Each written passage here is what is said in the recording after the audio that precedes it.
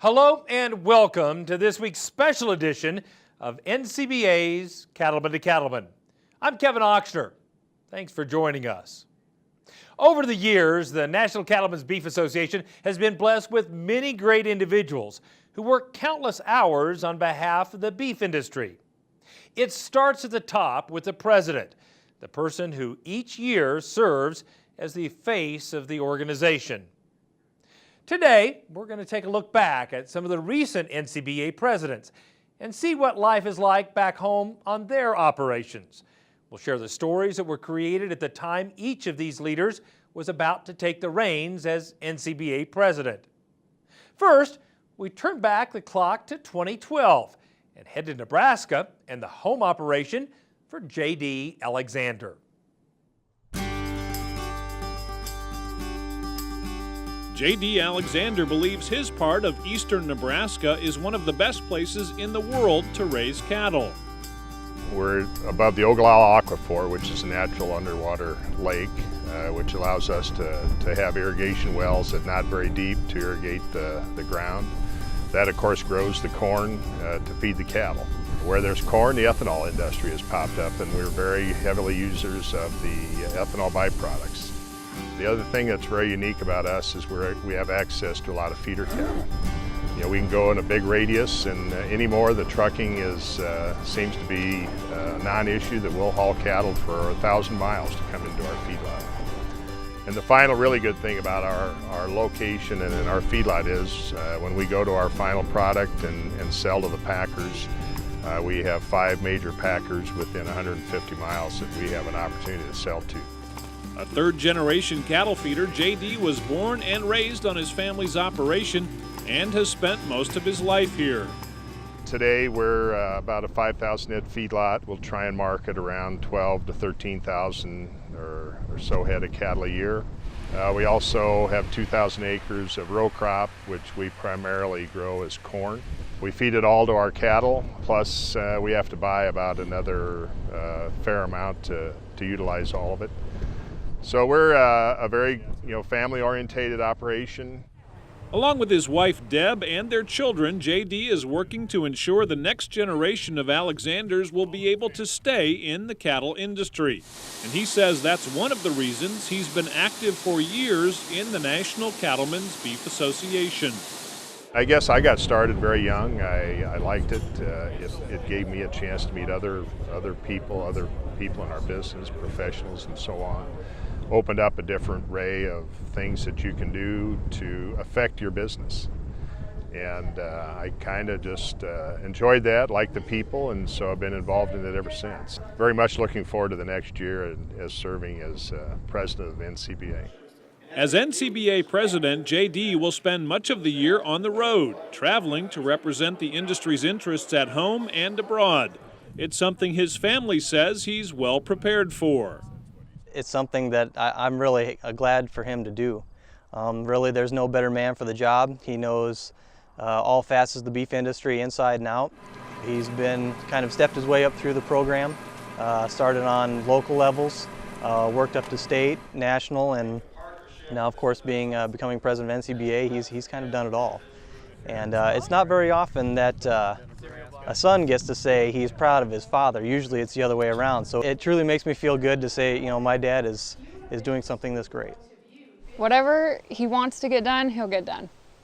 I know that about him. And he's taught all of us that whatever you want in life, never be satisfied, but always be humble and just keep going. And he's gonna do it. When I met JD 40 years ago, he was a leader, but he was a quiet leader. And in the last 40 years, probably has found his voice. I think a lot of people will agree with me on that. He'll be a great spokesperson for the producer.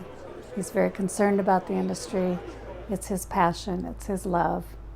And I think it's going to be an exciting adventure for everyone. Because of his experience within NCBA, J.D. is a believer in the value of cattlemen and women being unified on the critical issues that impact their operations and the cattle industry. We're a grassroots organization, so if you have an issue that you want to bring up, you have a voice to bring that to the highlight and have the organization respond to what your needs are. So I look at it too as it's a great camaraderie.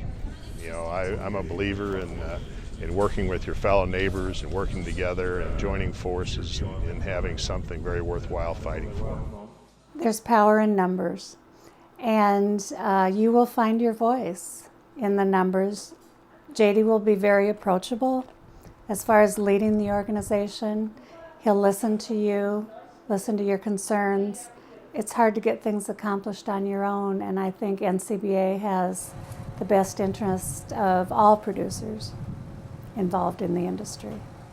As NCBA president, JD expects to take on a wide variety of issues, including government overregulation, expanding international markets, global competition, and the shrinking cattle herd. Our numbers right now are about as low as they've ever been.